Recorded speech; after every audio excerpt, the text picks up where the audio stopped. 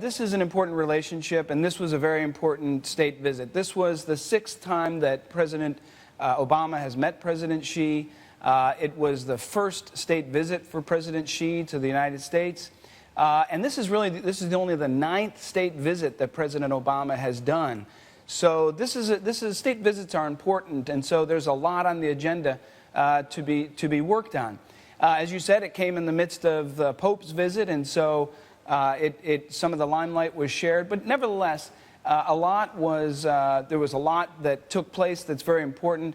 There was assurances made by Chinese President Xi Jinping on cyber. And as you say, on the Chinese side, Xi Jinping's agenda, in terms of what he was trying to accomplish, I would say he accomplished a lot.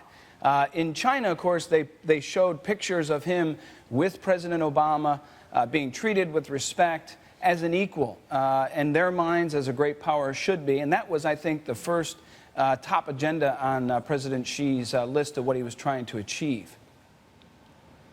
Having said that, though, I mean, that's for domestic or home consumption. The way that it was covered by the U.S. media, I mean, that's just totally different. What does that say? And, you know, they're obviously watching this as well. You know, I think the two sides had very different sort of objectives. As I said, for Xi, it was more about optics, more about how he was treated while visiting the United States.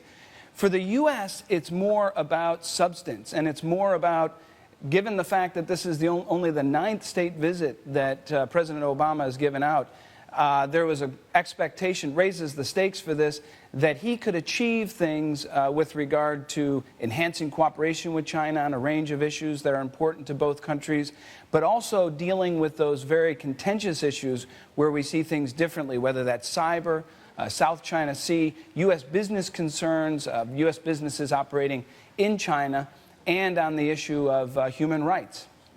Paul, Ronald Kelly here. Yeah. I don't think I can think of another state visit where the visitor and the country relationship with the U.S. Had so many outstanding issues as, you know, the current, as my president, so to speak, you know, being in Hong Kong and Chinese. So I think from that perspective, looking at what came out at the end of the visit, how would you grade that relationship change, if any, for the better, for the worse, stood still? It's a very good question, and I think on the U.S. side, in terms of what it was able to achieve, is a bit of a mixed bag. There were assurances made on cyber.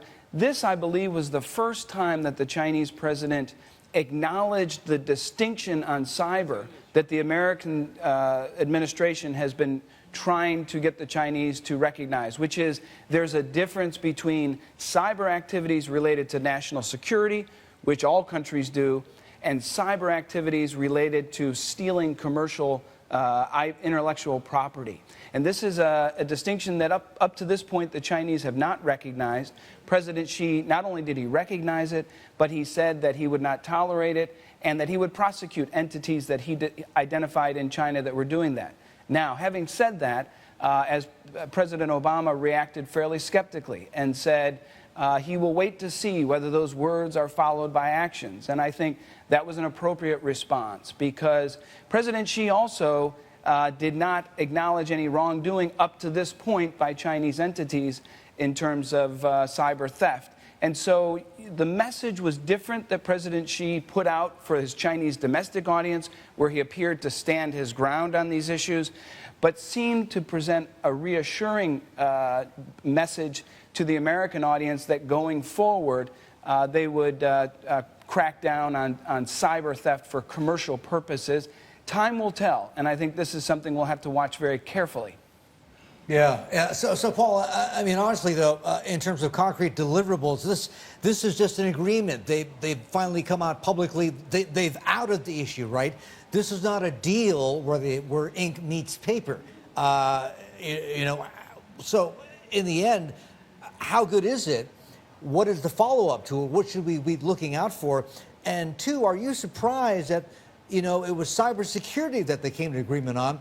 as opposed to some sort of agreement also on the cyber side not to attack each other's critical infrastructure in peacetime, because, you know, the thinking was that was something that they could do some business on, but not on the corporate cybersecurity front. But was there also an agreement that they would meet twice a year on cybersecurity?